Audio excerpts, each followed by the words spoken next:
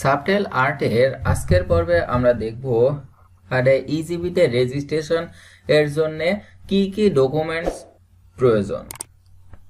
তাহলে প্রথমেই আসি যে ইজিবিতে রেজিস্ট্রেশন করতে পারবে কে কে, বা ইজিবিতে যে বা ইলেকট্রনিক গভর্নমেন্ট প্রকিউরমেন্ট এর যে তথ্যগুলা কে কে দেখতে পাবে।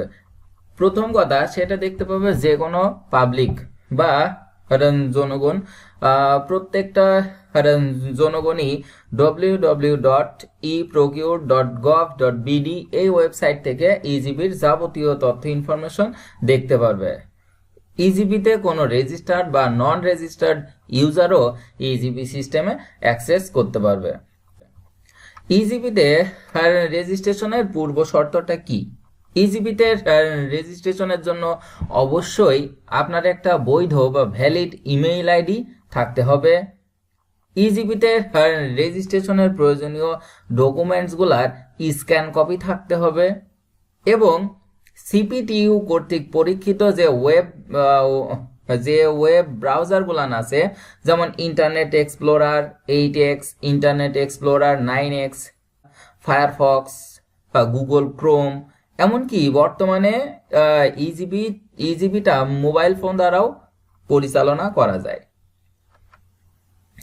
ইজিবির রেজিস্ট্রেশনের জন্য কি কি ডকুমেন্ট প্রয়োজন হবে?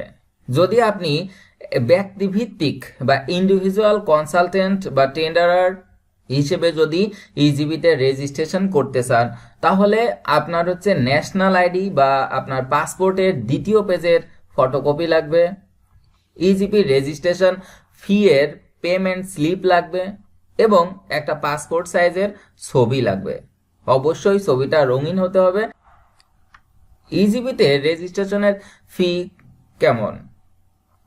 যদি জাতীয় ভিত্তিতে অর্থাৎ বাংলাদেশি নাগরিক হিসেবে যদি আপনি ইজিবিতে রেজিস্ট্রেশন করেন, তাহলে আপনার নতুন ইউজার হিসেবে আপনার রেজিস্ট্রেশন ফি পড়বে 5,000 টাকা এবং প্রতি বছর এটা রিনিউ করতে হবে এবং তার জন্য আপনার ফি লাগবে 2,000 টাকা। আর আন্তর্জাতিকভাবে যদি ইজিবিতে কেউ রেজিস্ট্রেশন করতে চায়, তাহলে তার জন্য ফি লাগবে $100 এবং প্রতি বছরের রিনিউয়াল ফি লাগবে $30। এবার আসি, যদি ইজিবিতে আপনি কোনো প্রতিষ্ঠান, টেন্ডারার বা কনসালটেন্ট অর্থাৎ কোনো দরপত্র দাতা বা কোনো পরামর্শক প্রতিষ্ঠান হিসেবে যদি ইজিবিতে রেজিস্ট্রেশন করতে চান, তাহলে কি কি ডকুমেন্ট লাগবে? সেক্ষেত্রে প্রথমেই লাগবে কোম্পানি ইনকর্পোরেশন সার্টিফিকেট, দ্বিতীয়ত লাগবে ট্রেড লাইসেন্স, তৃতীয়ত লাগবে টিন সার্টিফিকেট, চতুর্থ লাগবে ভ্যাট সার্টিফিকেট, পঞ্চম লাগবে অথরাইজেশন লেটার অর্থাৎ ওই কোম্পানির যিনি অ্যাডমিন থাকবে সেই অ্যাডমিনের নামে অথরাইজড করা লেটার, ন্যাশনাল আইডি কার্ড অথবা পাসপোর্ট অফ অথরাইজড অ্যাডমিন। ইজিবিতে রেজিস্ট্রেশন ফি এর পেমেন্ট স্লিপ লাগবে এবং একটা অথরাইজড অ্যাডমিনের বা অথরাইজড পার্সনের একটা পাসপোর্ট সাইজ ছবি লাগবে। গভর্নমেন্ট ওন্ড এন্টারপ্রাইজ, যদি আপনি কোনো রাষ্ট্রীয় বা সরকার মালিকানাধীন কোনো প্রতিষ্ঠানের পক্ষ থেকে ইজিবিতে রেজিস্ট্রেশন করতে চান, তাহলে আপনাকে লাগবে government order, financial autonomy certificate from finance division, national ID card or passport of authorised admin, 1 passport size photo of authorised admin এবং অথরাইজড অ্যাডমিনের অথরাইজেশন লেটার। আর সর্বশেষ যেটা প্রতি ক্ষেত্রেই প্রয়োজন হবে, সেটা ইজিবিতে রেজিস্ট্রেশন ফি এর পেমেন্ট স্লিপ।